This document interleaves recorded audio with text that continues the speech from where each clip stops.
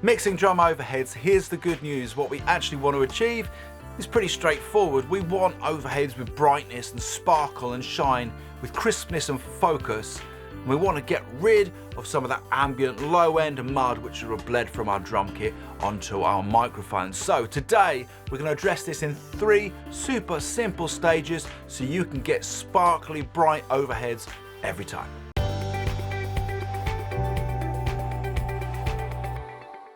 Okay, so I'm actually only using 2 plugins to work on these overheads, but as you can see on this channel strip, it's doing a lot of work. So let's just dive straight into addressing some of that low end. And for that I'm going to use a high pass filter. You can be quite liberal with a high pass filter, you know, coming up to anywhere around 350 Hertz, just dialing out some of that kick and the body of the snare, and listen out for that low end cleaning up as you do so. Let me just dial through that with the overheads isolated so you can hear what that's doing.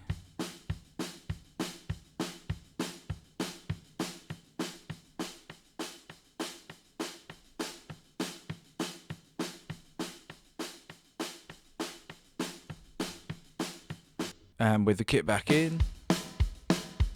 Next I'm sticking down in the lower end of things and addressing some of that snare boxiness which I'm going to get.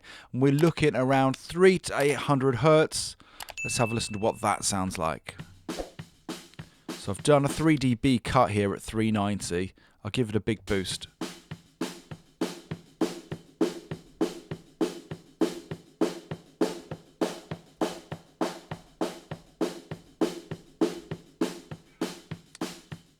Let's make that cut again.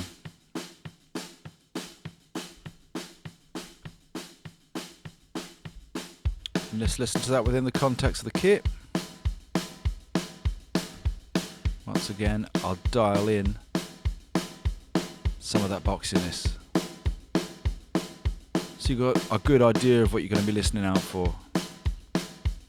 You're listening again for everything to clean up. You're now listening for the overheads to start brightening up too. And let's move on to the higher frequencies. So I'm going to boost a high-end shelf on this BBN 105. I've got the choice between 10 and 15k, anywhere around that to lift the lid and brighten up your overheads. Let's just take a listen to those.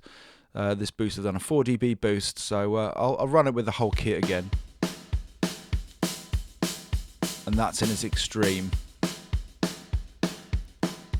A cut. Now the one thing you may find when you're performing this boost is that cymbals can get a little bit harsh, and that's the next thing that we want to address. I've done that a little bit here on this EQ, and for that I'm looking around 3 to 5k where cymbals can get really quite nasty and aggressive in your ear. I've done a little cut at 4.7, and the nice thing about this Blackbird channel strip as well is you've got these haiku buttons as well, which you can notch in, which will make the curve just that little bit tighter. Right.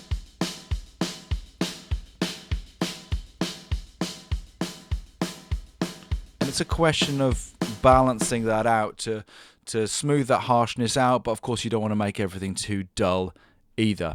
And finally, with this channel strip, the last thing I've done is brought in a little bit of saturation as well. I've been pretty subtle here, but what saturation will do is also help to tame some of the harshness of those cymbals. So let's take a listen to all of those moves. I'm just going to isolate out the overheads, and we'll have a listen to all of those moves that we've done on the channel strip. So here's our channel strip off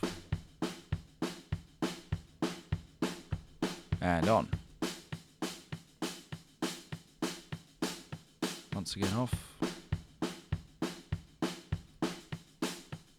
So we've successfully filtered out a lot of that low end, and we're focusing more on having those lovely bright sparkly overheads. Now, carrying on the theme of mitigating that harshness, I'm going to bring in a tape plugin. Now these overheads really aren't that harsh. They're from a MIDI program, Addictive Drums 2. Particularly if you've mic'd up your own kit, you may find that the cymbals can get quite abrasive. And tape is a great way of addressing that harshness after you've done your EQing, just to help smooth out some of those quite aggressive cymbals. So for that I've dialed in a J37 from Waves. Let's take a listen with that on and off. So without and with. Let's take a listen to what all those moves sound like when we put them all together and listen to them within the context of the whole kit. So here's our drum kit without the processing that we've done on the overheads. Let's bring in those two plugins. Wow, really elevates the whole kit.